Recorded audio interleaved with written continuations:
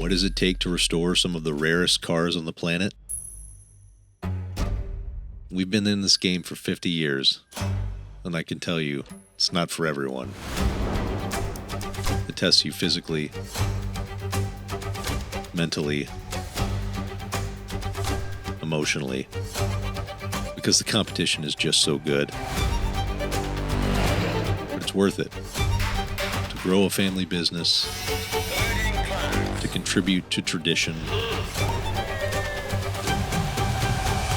to strengthen our link to generations past. This isn't something you do for the money. The motivation, the real, true motivation, goes far beyond what anyone can buy. It's the joy of watching something brought back to life. A rolling piece of art.